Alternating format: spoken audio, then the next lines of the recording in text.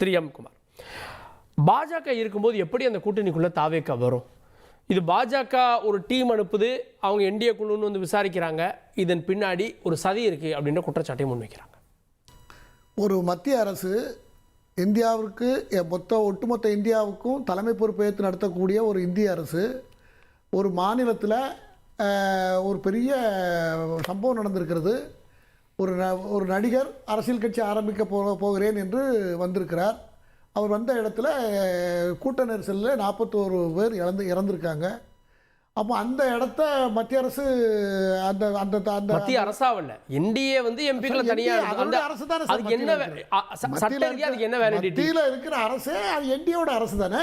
இல்ல சார், அவங்க என்ன மத்திய அரசுக்கு கொண்டு போய் அறிக்கை தாக்கல் செய்ய போறாங்க? அவங்க என்டிஏ. ஆமா ஆமா, அவங்க பொலிட்டிக்கல் பார்ட்டினா அதானே சார். பொலிட்டிக்கல் பார்ட்டிக்கு அந்த குழுக்கு என்ன சார், என்ன ஜீவம் வந்திருக்கா? அந்த குழு அனுப்பப்பட்ட ஜீவம் வந்திருக்கா? அரசியல் கட்சி தான் அரசியல் கட்சி. அந்த அரசியல் கட்சி தான் அரசாங்கத்தை நிறுவி இருக்கிறது. மத்தியில் அரசாங்கத்தை நிறுவி இருக்கிற அரசு என்டிஏ அரசு தான்.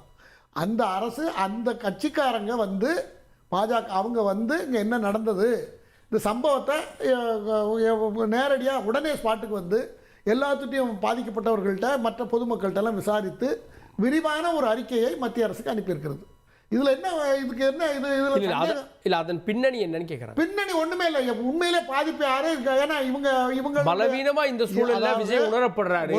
அவரை பலவந்தமாக கூட்டணிக்கு அழைத்து வர முயல்கிறது பாஜக அதிமுக குற்றச்சாட்டு. மாநிலத்தில் ஒரு அரசு நடக்கிறது, மக்களால் அங்கீகரிக்கப்பட்ட அதிகப்படியான வாக்குகள் வித்தியாசத்தில் ஜெயித்து ஒரு திமுகங்கிற கட்சி ஆட்சி தமிழ்நாட்டில் நடந்து கொண்டிருக்கிறது. அந்த இடத்துல ஒரு புதுசாக ஒரு நடிகர் வந்து அவர் கட்சி ஆரம்பிக்கிற நோக்கத்தில் முறைப்படி கடிதம் எழுதி போலீஸுக்கு பர்மிஷன் வாங்கி அவங்க இவர் கேட்ட இடத்த கொடுக்கலனாலும் 2 பேரும் மியூச்சுவலாக ஒத்துக்கிட்ட ஒரு இடத்த அவருக்கு அலாட் பண்ணி அந்த இடத்துக்கு அவர் போயிருக்காரு. அந்த இடத்துல அவ்வளோ கூட்டம், இவர் 7 மணி நேரம் லேட்டாக போனது இவருடைய தவறு. அந்த தவறின் அடிப்படையில் இந்த போலீஸ் என்ன பண்ணிருக்கணும், இன்டெலிஜென்ஸ் என்ன பண்ணிருக்கணும்? கரூர் பிரச்சனையை விட்டுருங்க, அங்கதான் விஷயம் இருக்கு. 2 வாரத்துக்கு கடந்துருச்சு சார் பொலிட்டிக்கல்.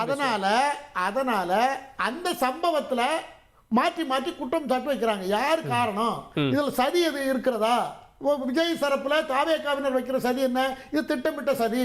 நாங்க பாட்டில் 10 ரூபாய்க்கு 10 ரூபா, பாட்டிலுக்கு 10 ரூபா, பாட்டு பாடுன உடனே செருப்பு வீசுறாங்க, உடனே கலட்ட ஆரம்பிக்கிறது, லைட் அடையுது, ஜெனரேட்டர் ரூம்ல மனுஷபுத்திரன் இல்ல மனுஷபுத்திரன்